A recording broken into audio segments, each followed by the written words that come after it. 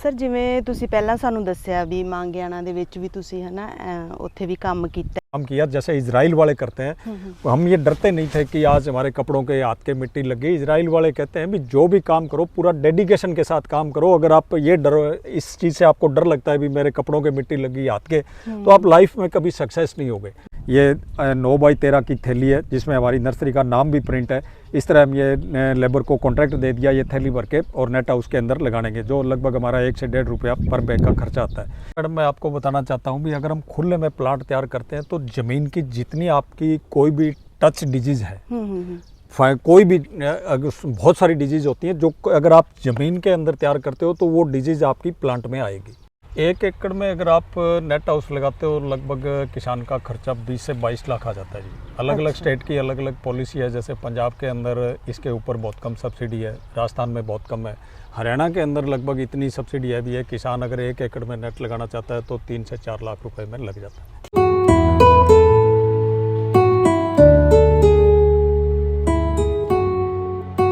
ये हर 1 हफ्ते बाद हमारी पानी की बारी आती है जिसमें पूरा का पूरा कैनाल वाटर होता है, ग्राउंड वाटर नहीं होता। अगर ग्राउंड वाटर हम नर्सरी में यूज़ करते हैं तो प्लांट्स की ग्रोथ रुक जाती है और डिक्लाइन होने शुरू हो जाता है।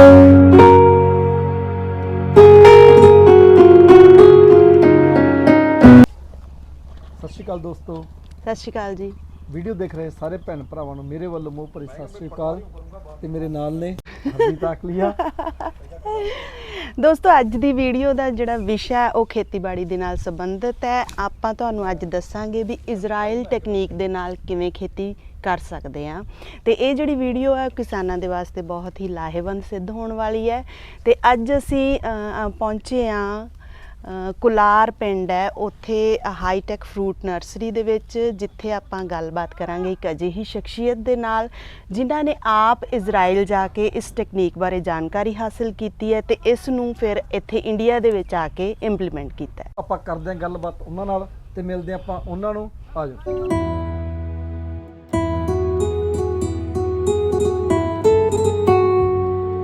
हाँ जी दोस्तों अज आप गलबात करांगे डॉक्टर अमर सिंह पूनिया दे नाल जो इजराइल दे विच जाके उत्थों दी टैक्नीक नूं अपने इंडिया दे विच लैके आए ने। मिलते हैं जी। सत श्री अकाल। सत श्री अकाल जी। सर बहुत बहुत स्वागत है साडे चैनल ते तुहाडा। थैंक यू जी। हाँ जी ते सानू फिर ये दसो भी ये इजराइल टैक्नीक है की चीज़, ते कुछ पहला तुसी आपदे बारे सानू आपदा एक्सपीरियंस जरूर दसो। सबसे पहले तो मैं अपना इंट्रोडक्शन देता हूँ। मैं डॉक्टर अमर सिंह पूनिया, हरियाणा के अंदर मैं सिरसा के अंदर डिस्ट्रिक्ट हॉर्टिकल्चर ऑफिसर भी रहा। उसके बाद मांगियाना हमारा एक सेंटर बना हुआ है डबवाली से कालावाली रोड पे ऊपर, centre of excellence for fruits Indo Israel project Mangiana.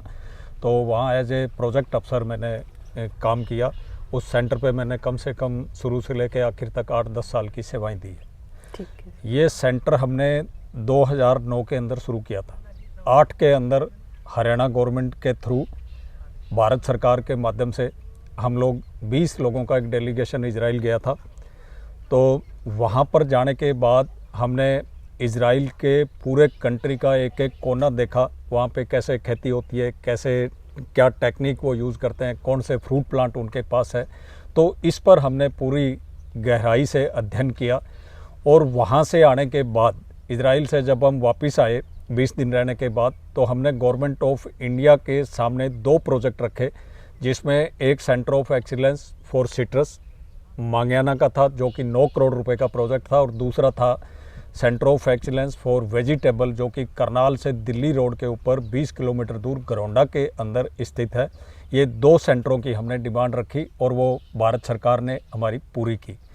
तो आज वो दोनों प्रोजेक्ट बखूबी काम कर रहे हैं। और आज मैं पूरे इंडिया की बात करूं तो 40+ जो सेंटर है जो कि इजराइल के कोलोब्रेशन से कंट्री के डिफरेंट स्टेट के अंदर चल रहे हैं, अलग अलग फ्रूट प्लांट्स के ऊपर, जिस इन्वायरमेंट के अंदर जो क्रॉप हो सकती है जिस स्टेट के अंदर, तो वही हम लोग उसी पे वो सेंटर काम कर रहे हैं। सर सानू ये दसो भी इजराइल टैक्नीक है की चीज़, ते की फ़र्क है इहदा, मतलब जिहड़े आपां आम खेतीबाड़ी करते हैं तो इस टैक्नीक का। मैडम इजराइल के अंदर जो हमने वहाँ पे देखा और वहाँ से आने के बाद हमने हमारे मांगियाना सेंटर के ऊपर वो स्कीमें जो वो टेक्नोलॉजी है वो इम्प्लीमेंट भी की।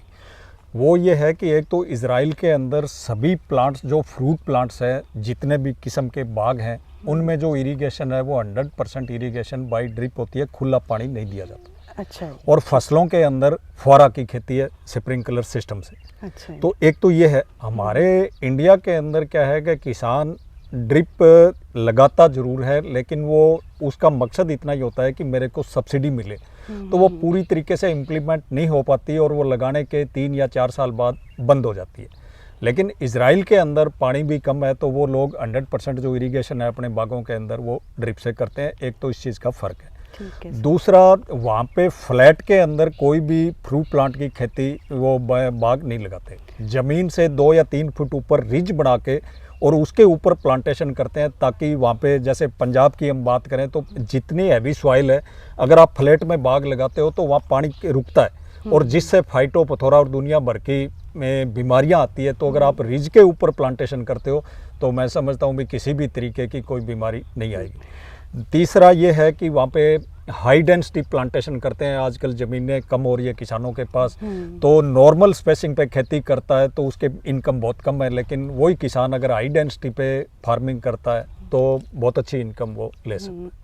ਦੋਸਤੋ, ਜਿਵੇਂ ਸਰ ਨੇ ਦੱਸਿਆ ਵੀ ਰਿਜ ਮਤਲਬ ਕਿ ਵੱਟਾਂ ਬਣਾ ਕੇ ਥੋੜੇ ਉੱਚੇ ਪਲਾਂਟਸ ਲਾਵਾਂਗੇ ਤਾਂ ਉਹਦੇ ਨਾਲ ਸਾਨੂੰ ਕਾਫੀ ਫਾਇਦਾ ਹੁੰਦਾ ਹੈ। ਤੇ ਸਰ ਸਾਨੂੰ ਇਹ ਦੱਸੋ ਵੀ ਤੁਸੀਂ ਇੱਥੇ ਹੁਣ ਪਲਾਂਟਸ ਲੱਗੇ ਆ ਵੀ ਡ੍ਰਿਪ ਸਿਸਟਮ ਹੈ ਜਿਹੜਾ ਉਹ ਕਿਵੇਂ ਤੁਸੀਂ ਕਰਦੇ ਹੋ ਇੱਥੇ? इसके बारे में मैं आपको बताना चाहता हूँ भी पहले इस एरिया के अंदर सीतों की बात करें, कुलार की बात करें या बोर एरिया की बात करें तो एक नर्सरी थी जाखड़ फ्रूट फार्म की बोर के अंदर बोसगढ़ में, और कोई नर्सरी नहीं थी। तो मेन दिक्कत ये आती है भी किसानों को अच्छी किस्म के पौधे मिलते ही नहीं थे। तो मन में एक उम्मीद थी कि जब इजराइल से हम ट्रेनिंग लेके आए हैं तो क्यों न इस एरिया के अंदर भी किसानों के लिए कोई अच्छी नर्सरी स्टेब्लिश करें। तो उसी को ध्यान में रखते हुए हमने ये नर्सरी स्टेब्लिश की है, जिसका हमारा लगभग 2 एकड़ के अंदर नर्सरी है। हम 1 लाख से लेकर 1.5 लाख प्लांट हम पर ईयर तैयार करते हैं। तो आपने जैसे देखा होगा कि हम ये जो हमारा बैग का साइज़ है ये 9 बाई 13 इंच है, जिसमें 3 से 4 किलो मिट्टी आती है। तो सबसे पहले तो हम साइंटिफिक तरीके से प्लांट तैयार करते हैं, मिट्टी को स्टरलाइज करते हैं, उसको 3-4 महीने धूप के अंदर ढक के कवरिंग करके रखते हैं। उसके बाद पॉली बैग भरते हैं। आपने जिस तरह बेड में रखा होगा, ये बेड बना के बेड के नीचे हमने कंक्रीट डाल दी ताकि कोई फंगस ना आए। और इन हर पॉली बैग के अंदर जो हम इरिगेशन है वो ये Jain irrigation private limited Jalgaon की बनी जैन कंपनी की ड्रिप है। हम पूरी नर्सरी के अंदर फ्लड पानी नहीं देते, खुला पानी नहीं देते। इनमें भी जो इरिगेशन है हमने ड्रिप से किया है ताकि पौधों में कोई बीमारी ना आए। इधर आप देख रहे हो पॉली बैग के अंदर हमने तैयार करते हैं, खुले में तैयार प्लांट हम करते नहीं है। तो इनकी जब फार्मर कोई भी लेके जाता है हमारे से तो हम उसको पॉली बैग उठा के दे देते हैं, ताकि उसको रास्ते में अगर कोई अगर बिना पॉली बैग के किसान लेके जाता है, जो नर्सरियाँ तैयार करती है मिट्टी के अंदर, गाची के अंदर, तो उनमें मोर्टेलिटी बहुत बढ़ जाती है। इसमें एक सिंगल प्लांट की मोर्टेलिटी नहीं होती। ये हमारी माल्टा की एक अर्ली गोल्ड वेराइटी है जिसमें आप देख रहे हो। तो अभी आगे जुलाई अगस्त के अंदर अभी भी सीज़न शुरू हो गया, तो अभी किसान है ले जाना, जो भी किसान है वो लेके जाते हैं तो हम लोग उनको देते हैं। हमारी नर्सरी गवर्नमेंट ऑफ पंजाब और गवर्नमेंट ऑफ इंडिया से अप्रूव्ड है, ताकि जो हम बिल देते हैं तो उस बिल बेस के ऊपर किसान को जितनी सब्सिडी है वो स्टेट गवर्नमेंट की वो मिल जाती है। इसमें कोई किसी प्रकार की दिक्कत नहीं रहती। और हमारी पूरी नर्सरी नेट हाउस के अंदर है। हमारा खुद का मदर ब्लॉक है, जिससे कोई इंसेक्ट पेस्ट है वो नेट के अंदर नहीं आता। डिजीज़ फ्री प्लांट है। आपने देखा होगा पूरा का पूरा ये हमारी माल्टे की 3 किस्में हमारे पास, ब्लड रेड है, जाफायर, अर्ली गोल्ड है। इसके साथ साथ हम किन्नू भी तैयार करते हैं। एक यूएस का संतरा डेजी वो भी तैयार करते हैं। और गुआवा के हिसार सफ़ेदा वैरायटी जो कि सबसे अच्छा गुआवा है वो भी प्लांट हम तैयार करते हैं। ਜਿਵੇਂ ਫਿਰ ਕਿਸਾਨ ਸਰ ਲੈ ਜਾਂਦੇ ਆ ਤਾਂ ਇਹ ਜ਼ਰੂਰੀ ਹੈ ਵੀ ਇਹਨੂੰ ਡ੍ਰਿਪ ਇਰੀਗੇਸ਼ਨ ਹੀ ਆਪਾਂ ਕਰਾਂਗੇ? अगर किसान यहाँ से ले जाने के बाद प्लांट को ड्रिप पे करता है, ड्रिप अच्छी तरीके से उसने इंस्टॉल की हुई है, फिटिंग की हुई है, फिर तो उसको ऑल लाइफ वो पानी ड्रिप से दे सकता है। अगर उसका डिजाइन ठीक नहीं है तो बहुत सारे किसान ऐसे हैं जो फ्लड इरिगेशन भी करते हैं, लेकिन चलने के अंदर प्लांट्स में कोई दिक्कत नहीं आती। और जो भी किसान हमारे से प्लांट लेके जाता है तो हम उसको ले जाने से पहले, लगाने से पहले पूरी ट्रेनिंग देते हैं भी किस तरह आपने गड्ढे खोदने हैं, किस टाइम आपने लगाना है और कब आपने खाद देनी है, उसकी कब ट्रेनिंग करती है, ये हम किसान के खेत में जाके भी बताते हैं। और एक इम्पॉर्टेंट बात मैं आपको बताना चाहता हूँ, जो या तो मांगेना के अंदर अडोप्ट करते हैं हम लोग, और वही टेक्निक हम इजरायली टेक्निक यहाँ अडोप्ट करते हैं। वो टेक्निक ये है भी जब हम पौधों को ग्राफ्टिंग करते हैं तो पहले हम टी बडिंग करते थे, उल्टी टी बडिंग करते थे, आई बडिंग करते थे, लेकिन इजराइल के अंदर सिर्फ और सिर्फ चिप बडिंग होती है। वो चिप बडिंग ही हम यहाँ अपने नर्सरी के अंदर करते हैं, प्लांट्स के अंदर। चिप बडिंग का मतलब है भी जो बड हम निकालते हैं वो विद वुड निकालते हैं, अच्छा, आंख को समेत लकड़ी निकालते हैं। इजरायली वैज्ञानिकों का यह कहना है कि इसमें बोन से बोन को जोड़ना है, इसमें सेल सेप की या जो आपका रूट स्टॉक है उसमें रस होने की कोई मायने नहीं रखता, सिर्फ आप चिप बडिंग करो। तो हम पूरी नर्सरी के अंदर ग्राफ्टिंग के अंदर चिप मेथड यूज़ करते हैं, जो 100% मतलब सक्सेस है और मोर्टेलिटी बहुत कम। ठीक है सर, सानू दिखाओगे भी ਤੁਸੀਂ ਕਿਵੇਂ ਇਹਦੀ ਡ੍ਰਿਪਿੰਗ ਕਰਦੇ ਹੋ? ਥੋੜਾ ਜਿਹਾ ਆਪਾਂ ਦਰਸ਼ਕਾਂ ਨੂੰ ਦਿਖਾਈਏ, ਹੈ ਨਾ। ये जो आप प्लांट देख रहे हैं, हाँ जी। ये नीचे का पोर्शन रूट स्टॉक जिसको हम बोलते हैं, ये है रफ लेमन जिसको हम जट्टी खट्टी बोलते हैं। अच्छा, तो इसके ऊपर हम ये जो देख रहे हो, जो मैं आपको टेक्निक बता रहा था, ये चिप बडिंग है और ये करते हैं लगभग 6 से 9 इंच के बीच में। ठीक। अगर इससे ज़्यादा कोई ऊपर बडिंग करता है नर्सरी वाला तो रूट स्टॉक का पोर्शन बढ़ जाता है और उसी के वो पैसे ज़्यादा लेते हैं। और ये यूनियन बिल्कुल स्मूथ होती है, इसमें बीमारी कम आती है। इसके नीचे कोई टहनी चलती है तो वो पूरा का पूरा देसी प्लांट आपका बन जाता है। तो हम किसानों को भी यही सलाह देते हैं भी इसके नीचे कोई जो नई स्पाउट है वो चलने ना दे, इस तरह वो अपने खेत में लगाते हैं, इसमें पॉलीथीन हटा के और इसको लगा सकते हैं। इसमें हम लोग जो इरिगेशन है वो बाई ड्रिप देते हैं। ये आप देख रहे हो, ये यहाँ से पानी आता है और ये एक मैन ड्रिपर है, इससे ये 4 एरो ड्रिपर सिस्टम इसको बोलते हैं। जो 4 पिन है इसमें, 2 इसमें लिफाफों में, 2 इसमें। इसके बाद में फिर ये 4 का पोर्टफोलियो, फिर पोर्टफोलियो, ये सारे 4 के हैं। तो इनमें पूरा एक जैसा पानी जाता है, किसी में कम या ज़्यादा नहीं जाता। ठीक है। तो खुला पानी हम नर्सरी के अंदर नहीं देते, जिससे पौधों के अंदर बीमारी भी बहुत कम आती है। ठीक है सर, ਫਿਰ ਬਿਮਾਰੀਆਂ ਕਈ ਵਾਰੀ ਨਾ ਬਿਮਾਰੀਆਂ ਤੋਂ ਬਚਾਉਣ ਲਈ ਵੀ ਆਪਾਂ ਕੁਝ ਨਾ ਕੁਝ ਯੂਜ਼ ਕਰਦੇ ਹਾਂ, ਜਿਵੇਂ ਫਿਰ ਉਹਦੇ ਲਈ ਤੁਸੀਂ ਕੀ अगर ਵਰਤਦੇ ਹੋ? कई बार कोई नेट डैमेज हो गया या खुले की बात करें, जैसे ही नर्सरी से बाहर प्लांट जाएगा तो उसमें बीमारियां आती है। उसमें कोई इंसेक्ट पेस्ट है, कोई रस चूसने वाले हैं, कोई बटर लेमन फ्लाई है, ये सारे के सारे आ जाते हैं। तो नॉर्मल जो आपकी सिस्टमिक और कॉन्टैक्ट दवाइयाँ हैं उनसे ये बड़ी ईजीली कंट्रोल हो जाती है। ਠੀਕ। ਹੁਣ ਆਪਾਂ ਗੱਲ ਕਰਾਂਗੇ ਖਾਦ ਦੀ। ਫਿਰ ਤੁਸੀਂ ਕੋਈ ਇਹ ਵੀ ਖਾਦ ਵੀ ਯੂਜ਼ ਕਰਦੇ ਹੋ ਜਾਂ ਕੋਈ स्पेशल ही ਹੁੰਦੀ ਹੈ ਇਹਦੇ ਲਈ? नर्सरी के अंदर हम लोग बहुत कम, जैसे वर्मी कंपोस्ट है वो मिट्टी के अंदर मिला के पॉली बैग में भर के यूज़ करते हैं। ऊपर से हम लोग बहुत कम खाद यूज़ करते हैं। अगर करनी भी हो तो इफ़को की कोई माइक्रो न्यूट्रेंट्स है या कोई और है तो वो हम लोग ज़्यादा यूज़ करते हैं, बाकी और खाद हम नर्सरी के अंदर यूज़ नहीं करते। ਠੀਕ ਹੈ ਸਰ, ਫਿਰ ਜਦੋਂ ਕਿਸਾਨ ਤੁਹਾਡੇ ਕੋਲੋਂ ਲੈ ਜਾਂਦਾ ਪਲਾਂਟ, ਫਿਰ ਤੁਸੀਂ ਕੋਈ ਸੁਜੈਸਟ ਕਰਦੇ ਹੋ ਵੀ ਤੁਸੀਂ ਇਹਦੇ ਲਈ ਮਤਲਬ ਖਾਦ ਵਾਸਤੇ ਵੀ ਉਹਨਾਂ ਨੇ ਕੀ यूज़ करना? सबसे पहले मैडम मैं बात करूं, खेत में लगाने से पहले हम किसानों को ये एडवाइस करते हैं, जैसे वो जुलाई अगस्त के अंदर प्लांटेशन करना चाहता है हाँ जी। तो वो मई जून के अंदर पिट्स डिगिंग करें, गड्ढे अपने खेत में खड्डे खुदाई करें 3 बाई 3 फीट के, ठीक और एक गड्ढे के अंदर 2 किलो सिंगल सुपर फास्फेट और 30 किलो देसी खाद जिसको हम FIM बोलते हैं, जो कि 1 साल पुरानी हो, ब्लैक कलर की हो, ठीक है। जिसमें फंगस ना हो, वो मिला के गड्ढे के अंदर वापस गड्ढा भर के और उसमें पानी दें। और उसके बाद लगातार प्लांटेशन से पहले लगभग 4-5 पानी गड्ढे के अंदर लगने चाहिए। इतने में बरसात भी स्टार्ट हो जाती है, दिन का टेम्परेचर भी कम हो जाता है, तो खाद गल सड़ के अच्छी तरह तैयार हो जाए और उसकी हीट बाहर निकल जाए। फिर जब अगस्त के महीने में, लगभग मैं 15 अगस्त की बात करूं, तो दिन का टेम्परेचर 25 डिग्री आ जाता है और खाद भी हमारी गल सड़ के तैयार हो जाती है। तो उसके बाद दोपहर बाद किसान उसको अपने प्लांट से वो गड्ढों में लगाएं। लगाने के तुरंत बाद पानी दें और 2-3 दिन बाद जब ज़मीन बत्तर आ जाती है तो गड्ढे के अंदर दरार आती है, उसमें हवा जाती है, फिर क्या है कि वो प्लांट मरता है। तो उस दरार को ख़त्म करके फिर मौके की हालात को देख के 2-3 पानी लगातार वो लगाए। इसके बाद में कोई किसानों को दिक्कत आने वाली नहीं है। और इसके बाद एक मैं बात करूं, जैसे आपने अगस्त के अंदर प्लांटेशन करी, आगे सर्दी का टाइम आता है, तो सर्दी से भी पौधों को बचाना होता है। पहले हमारा ये सिस्टम था भी, जब हम इजराइल नहीं गए थे उससे पहले ये था भाई, हम प्लांट्स को पॉली बैग से, पॉलीथीन लिफाफे से कवरिंग करते थे या पराली से उसको कवर करते थे सर्दी से बचाने के लिए। ये टेक्निक बहुत पुरानी थी, बहुत अच्छी नहीं थी यूजफुल, उससे प्लांट मरते बहुत थे। लेकिन इजराइल के अंदर क्या करते हैं कि वो सिर्फ स्टेम के ऊपर अखबार बाइंड करते हैं, 6 से 7 लेयर का अखबार लेके पत्ते खुले छोड़ते हैं। जैसे मैं इस प्लांट की बात करूं, अगर ये छोटा प्लांट है और इसको हमने सर्दी से बचाना है, हाँ जी। तो हमने कुछ नहीं करना, इस तने के अंदर 6-7 परत का अखबार लेके पूरा कस के इसको बाइंड लपेटना है, लपेट के बांध देना है, स्टेपल कर देना है या रस्सी से बांध देना है। तो उनका मतलब ये है कि जब हम तने को बचा लेते हैं सर्दी से, तो नीचे से खाद पानी की सप्लाई आती रहेगी और पत्ते जो लीफ हैं वो फोटोसिंथेसिस की एक्टिविटी से पौधे में भोजन बनाने का काम करती रहेगी। 2 महीने रखने के बाद इस अखबार को हम हटा के जला देते हैं ताकि दीमक ना आए। तो एक भी आपका सिंगल प्लांट सर्दी के कारण नहीं मरेगा नहीं। ये बिल्कुल 100% प्रैक्टिकल हमने की हुई है और ये एक इजरायली टेक्नोलॉजी। ठीक है सर। नर्सरी के अंदर हम पानी की बात कर रहे थे, तो हम लोग यहाँ पे हमने एक 150 बाई 150 फीट का और 20 फीट गहरा ये वाटर स्टोरेज टैंक बना रखा है। तो हम कैनाल वाटर को यहाँ पे स्टोर करके और ड्रिप के माध्यम से प्लांट्स को हम ये इरिगेशन देते हैं।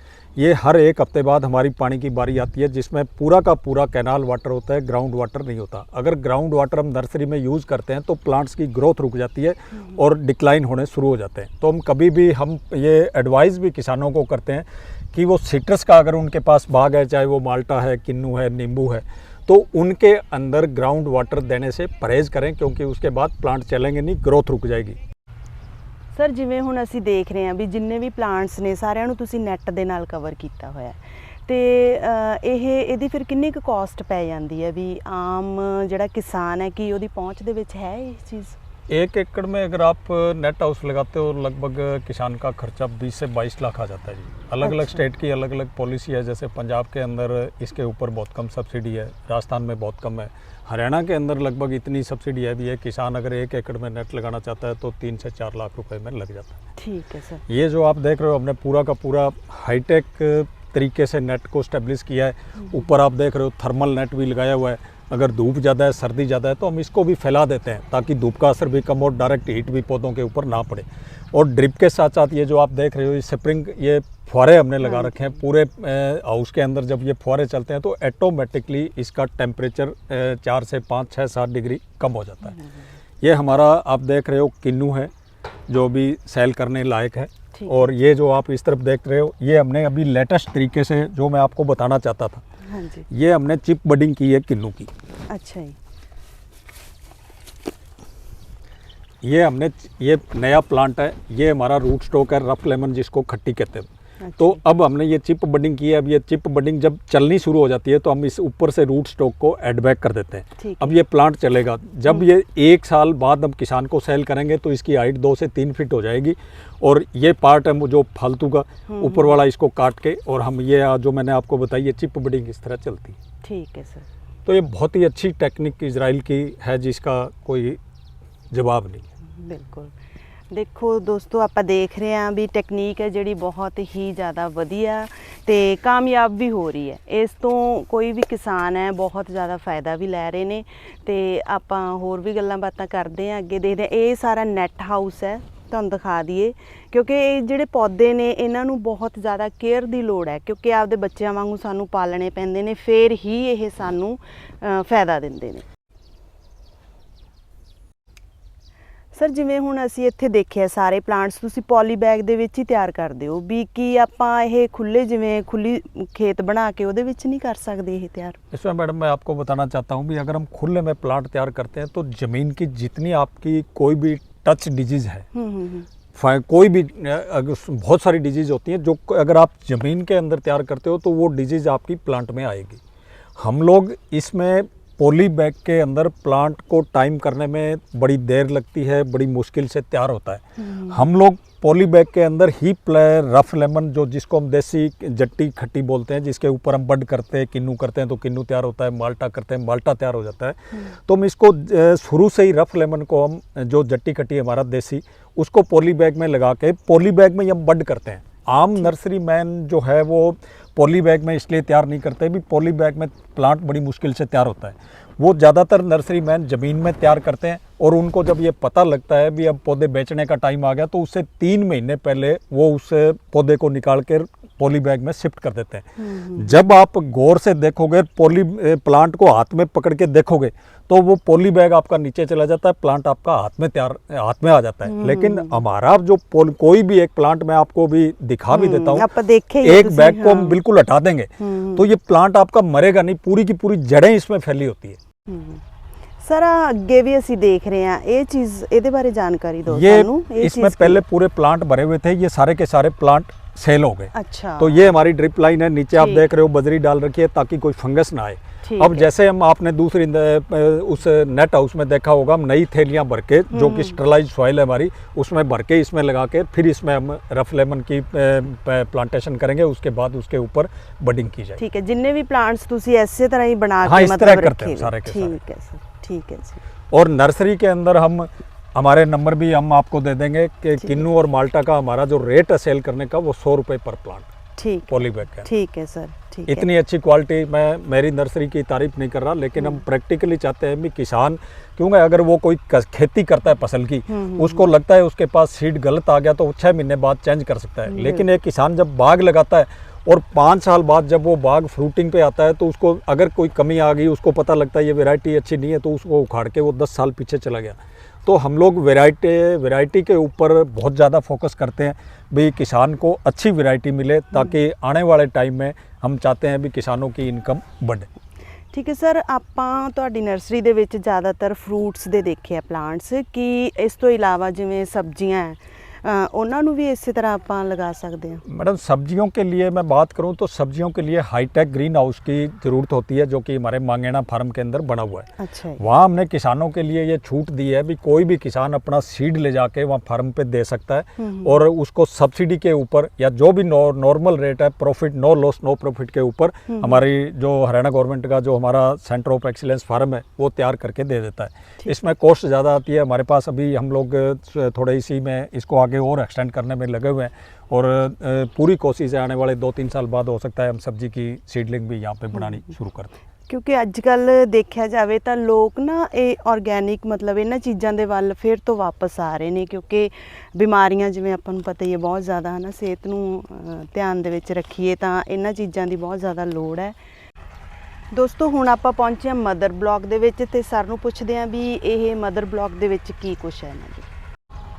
तो ये आप देख रहे हो ये हमारा मदर ब्लॉक है जिसमें हमने किन्नू के माल्टे की 3 वैरायटी है, ब्लड रेड, जाफा, अर्ली गोल्ड और डेजी, ये और प्लस आपका इशार सफ़ेदा जो गुआवा है इसके हमने मदर प्लांट लगा रखे हैं।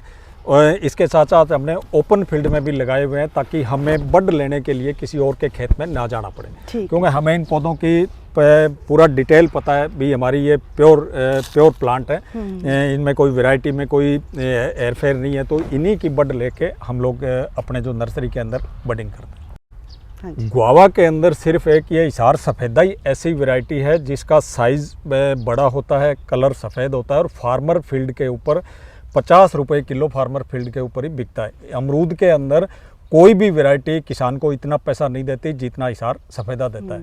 तो हम पर ईयर लगभग 20 से 25 हज़ार इस इशार सफ़ेदा के प्लांट भी हम लोग तैयार करते हैं किसानों के लिए, और उसके लिए कोई बुकिंग नहीं है, जो पहले आया पहले ले गया। इस आधार पे हम किन्नू और माल्टा पूरा हरियाणा से, पूरे पंजाब से, राजस्थान से किसान हमारे से प्लांट लेके जाते हैं।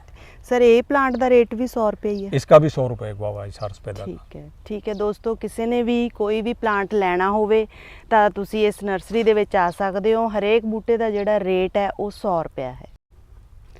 ਸਰ ਜਿਵੇਂ ਤੁਸੀਂ ਪਹਿਲਾਂ ਸਾਨੂੰ ਦੱਸਿਆ ਵੀ ਮੰਗਿਆਣਾ ਦੇ ਵਿੱਚ ਵੀ ਤੁਸੀਂ ਹੈ ਨਾ ਉੱਥੇ ਵੀ ਕੰਮ ਕੀਤਾ ਹੈ, ਸਾਨੂੰ ਥੋੜਾ ਜਿਹਾ ਉਹ ਵੀ ਐਕਸਪੀਰੀਅੰਸ ਦੱਸੋ ਵੀ ਕਿਵੇਂ ਦਾ ਤੁਹਾਡਾ ਉਹ ਰਿਹਾ ਉੱਥੇ। मंगयाना के अंदर मैडम हमने 2008 के 9 के अंदर हमने काम स्टार्ट किया था और 2010 के अंदर हमने पूरा कंप्लीट करके उसको फील्ड के अंदर प्लांटेशन कर दी थी हर एक फ्रूट की। लेकिन हम लोगों ने इतनी डेडिकेशन से काम किया जैसे इजराइल वाले करते हैं। हम ये डरते नहीं थे कि आज हमारे कपड़ों के हाथ के मिट्टी लग गई। इजराइल वाले कहते हैं भी जो भी काम करो पूरा डेडिकेशन के साथ काम करो। अगर आप ये डर, इस चीज़ से आपको डर लगता है भी मेरे कपड़ों के मिट्टी लगी हाथ के, तो आप लाइफ में कभी सक्सेस नहीं होगे। और ये चीज़ हमने बखूबी उनसे सीखी और उसी को हमने इम्प्लीमेंट किया। हम लोग ये काम करते टाइम ये भूल जाते हैं भी हमारे कपड़ों के या हाथ गंदे हो गए, कपड़ों के मिट्टी लग गई, तो हम लोग लेबर के साथ लग के भी काम करते हैं, खुद इनको करके बताते हैं भाई ऐसे ऐसे काम करना चाहिए। तो इज़राइल वाले हमारे क्या है कि इंटरनेशनल वर्कशॉप होती रहती है, कभी राजस्थान में कोटा के अंदर होगी, पंजाब में खनौड़ा के अंदर, कभी डब वाली। तो आजकल पूरे इंडिया के अंदर 40 स्टेट काम कर रहे हैं, 40 सेंटर काम कर रहे हैं। कहीं पे गुआवा का सेंटर है हमारे, आप हरियाणा में जाके देखोगे तो अलग अलग है। फतेहाबाद भुन्ना के अंदर हमारा गुआवा डेमोस्ट्रेशन सेंटर है, GDC। आप अम्बाड़ा के अंदर, कुरुक्षेत्र के अंदर देखोगे तो बी कीपिंग का एक इतना वर्ल्ड क्लास का सेंटर है। एक हमारा करनाल के अंदर पोटैटो टेक्नोलॉजी सेंटर हरियाणा में बना हुआ है। सारे वर्ल्ड क्लास सेंटर है, आप कभी जाके उनकी विजिट करोगे तो आपको पता लगेगा भी इजराइल के कोलोब्रेशन से हम लोग कितने आगे बढ़े। जब इजरायली साइंटिस्ट भी हमारे पास मंगाना के अंदर आते रहते हैं, तो कोई प्लांट में बीमारी आ गई, कोई उनसे डिस्कस करना हो, तो वो मिट्टी के अंदर भी पेंट ये नहीं डरते भी मेरी पेंट के मिट्टी लगी, वो पूरा का पूरा डेडिकेशन से बताते हैं हमें भी इस प्लांट के अंदर ये दिक्कत है, इसको ये करोगे तो ये सॉल्व हो जाता है। तो ये चीज़ हमने इजरायली वैज्ञानिकों से बहुत ज़्यादा सीखी। मिट्टी दे नाल मिट्टी होना पैंदा। इजरायली वैज्ञानिक इतने नॉलेज है, वो बता देते हैं भी इस प्लांट को अगर आप आज सीड लगाओगे तो कितनी तारीख को जर्मिनेट होगा। इतना उनका एक्सपीरियंस है, वो भी प्रैक्टिकल एक्सपीरियंस। ये सर आप देख रहे हो पॉली बैग, हम इस तरह की सेंट्रलाइज सॉइल ये ऐसी साल्ट यूज़ करते हैं जिसमें ग्राउंड वाटर ना लगाओ, जो साल्ट फ्री सॉइल हो, उसको इकट्ठा करके उसमें माइक्रो न्यूट्रेंट्स मिला के, वर्मी कंपोस्ट मिला के, फिर इसको कवरिंग देते हैं। 2-3 महीने इसको कवर करने के बाद जब इसमें हार्मफुल बैक्टीरिया सारे किल हो जाते हैं, तो इसके बाद जैसे ये देख रहे हो हम लोग इसका कॉन्टैक्ट दे देते हैं। ये 9x13 की थैली है जिसमें हमारी नर्सरी का नाम भी प्रिंट है। इस तरह हम ये लेबर को कॉन्ट्रैक्ट दे दिया, ये थैली भर के और नेट हाउस के अंदर लगाने के, जो लगभग हमारा 1 से 1.5 रुपया पर बैग का खर्चा आता है। इसके बाद हम इसमें पानी देंगे, फिर इसमें रफ लेमन की प्लांटेशन करेंगे।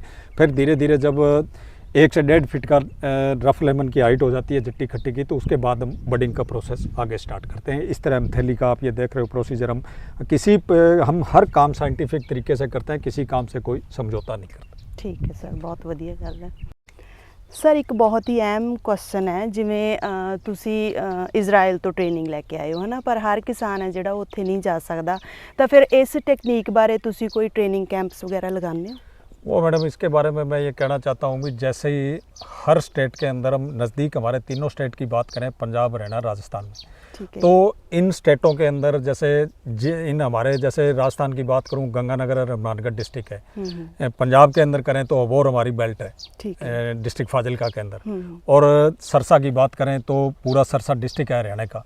तो इनके अंदर जैसे भी कोई सेमिनार होता है डिपार्टमेंट का, चाहे वो एनुअल फंक्शन हो, चाहे 3-4 दिन का कोई फार्मर कैंप हो, तो वहाँ भी मैं एज ए चीफ गेस्ट जाता रहता हूँ।